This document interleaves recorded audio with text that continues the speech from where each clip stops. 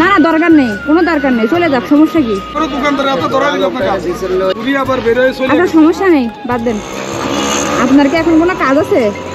তা আপনি আমার একটা কাজ করেন, দুটো শাড়ি কিনবেন, কিনতে পারবেন? কি শাড়ি কিনবেন বলেন? শাড়ি শাড়ি শাড়ি দুটো শাড়ি কিনবেন, একটা লুঙ্গি কিনবেন, এই যে এরকম প্রিন্টার শাড়ি কিনবেন। এমনি দুটা প্রিন্টের শাড়ি কিনবেন, একটা লুঙ্গি কিনে নিয়ে আসবেন। কাজ দিলাম আপনাদের। কেন ধন্যবাদ দেবো না? কিনে নিয়ে আসতে দিচ্ছে, ধন্যবাদ দেওয়ার কি আছে?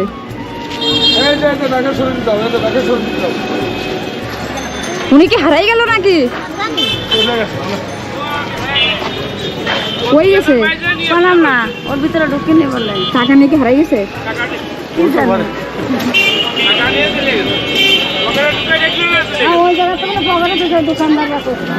কি বলতেছে?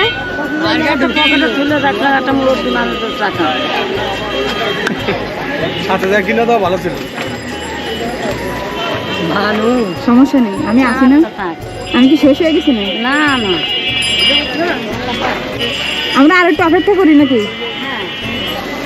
এইখানেই তো হচ্ছে। হ্যাঁ না না দরকার নেই, কোনো দরকার নেই, চলে যাক, সমস্যা কি? নাও তো যাইতে পারে, তাই না? কেন দে তো টেনশন হচ্ছে? না না টেনশন করার দরকার নেই। আমি কিন্তু অনেক সময় অপরিচিত মানুষকেও বলি যে আপনি টাকা নিয়ে আমার বাইক নিয়ে কিছু কিনে নিয়ে এসে দেন, বাইকটা একটু করেন। কিন্তু আজকে যদি ওনাকে আমি বাইকটা দিতাম, হয়তো উনি আমার বাইকটা নিয়েই চলে যেত। যাই হোক, প্রায় 1 ঘন্টা ধরে ওনার জন্য অপেক্ষা করছি যে উনি আসবে। মার্কেট কিন্তু পাশেই ছিল, কিন্তু উনি যে টাকাটা নিয়ে এভাবে উদাও হয়ে যাবে এটা আসলে আমি বুঝতে পারিনি। ভাবলাম যে টুপি পরা আছে আর বয়স্ক মানুষ, ওনাকে টাকা দিলে কোথায় বা যাবে। কিন্তু উনি যে টাকা নিয়ে চলে গেল, উনি যদি 2টা শাড়ি একটা লুঙ্গি নিয়ে আসে আমাকে বলতো যে মা আমার টাকা দরকার, তুমি আমাকে কিছু হেল্প করো, আমি অবশ্যই ওনাকে হেল্প করতাম। কিন্তু উনি যে টাকাটা নিয়ে চলে গেল, আসলে এটা আমি মানে কি বলবো, এই প্রথম এমন ঘটনা ঘটলো আমার সাথে। আগে কখনো এমন ঘটনা ঘটেনি, যদিও আমি যতটুকু সম্ভব চেষ্টা করি মানুষের পাশে থাকার, কিন্তু এই প্রথম একটা এরকম ঘটনা ঘটলো যে উনি টাকাটা নিয়ে উধাও হয়ে গেছে। সবাই তো আমাকে অনেক মানে রাগ করতেছিল আমার উপর যে আপনি কেন টাকা দিয়েছেন, কিন্তু আমি তো বুঝে উঠতে পারিনি উনি টাকাটা এভাবে নিয়ে চলে যাবেন। আচ্ছা তাহলে কি আমাদের কপালটাই খারাপ? খারাপ, আপনি যদি ওই সময় টাকাটা শুনে একটু শুনে দিতেন ভালো হতো।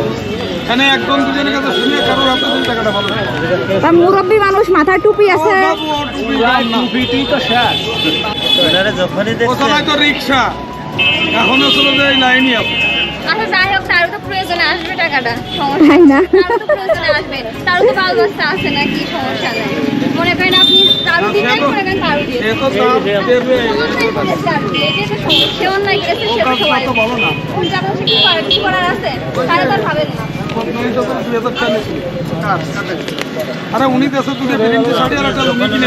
আমি ভাবিলাম কি শাড়ি 2টা আইনাটা দুজনকে দেবো আর লুঙ্গিটা উনাকেই দেবো, তাই ভাবছিলাম।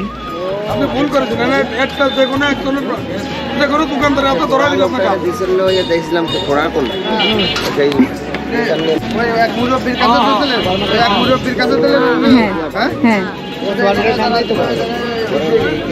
আরে ভাই আমার আচ্ছা সমস্যা নেই, বাদ দেন। এই ঘটনাটা ঘটে হচ্ছে মাগুরা শহরে। হয়তো আমার এই ভিডিওটা দেখার পরে অনেকে ওনাকে চিনবেন। আর আমি আপনাদের ব্যক্তিগতভাবে রিকোয়েস্ট করবো, ওনাকে যদি কেউ চিনে থাকেন, কেউ কিছু বলবেন না, হয়তো ওনাকে দেখলে চিনবেন, হয়তো আপনার বাসা আশেপাশে হতে পারে ওনার বাসা, তো ওনাকে কিছু বলার দরকার নেই। হয়তো উনি আমাকে বুঝতে পারিনি, ওনার বোঝার ভুল ছিল, হয়তো আমারও বোঝানোর ভুল ছিল, যে কারণে উনি টাকাটা নিয়ে চলে গেছিলো।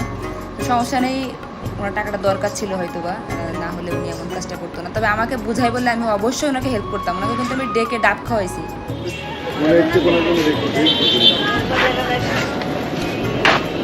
এই ডাবটা আপনার জন্য কেটে রাখছিলাম।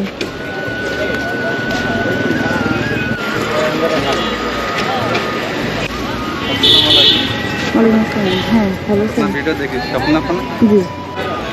আচ্ছা আপনি খাবেন? আপনি কি করেন? রিক্সা চালান? আচ্ছা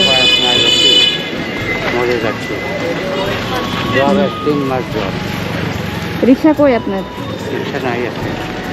মানে খুঁজে পাননি? মানে রিক্সা আবার রাস্তায় খুঁজতে হয় নাকি? যে গাড়িতে গাড়ি চালায় সে গাড়িতে গাড়ি ও ভাড়া নিয়ে চলেন? অবশ্যই। ওনার সাথে কথা বলার পরে আমার মনে হয়েছিল উনি অনেক মানে কষ্টের ভিতরে আছে, কারণ উনি বলো যে উনি নাকি জ্বর হয়েছিল আর উনি আজকে রিক্সা ভাড়া পাইনি। আমি মনে মনে ভাবছিলাম যে ওনাকে 2টা শাড়ি আর একটা লুঙ্গি আনতে বলি, লুঙ্গিটা ওনাকে দিয়ে দিব আর কিনে নিয়ে আসার পর ওনাকে টুকটুক করে আমি হেল্প করবো। তো তার আগেই উনি মানে বুঝিনি আমার কথা, নাকি আমি বুঝাতে পারিনি আমি জানি না, ওনাকে 1 ঘন্টা প্রায় অপেক্ষা করেছি, উনি আর ফিরে আসেনি। পরে সবাই তো আমার উপর অনেক রাগ করছে, আমি চলে আসছিলাম, সন্ধ্যা লেগে যাচ্ছিল মাগুরা থেকে যশোরে।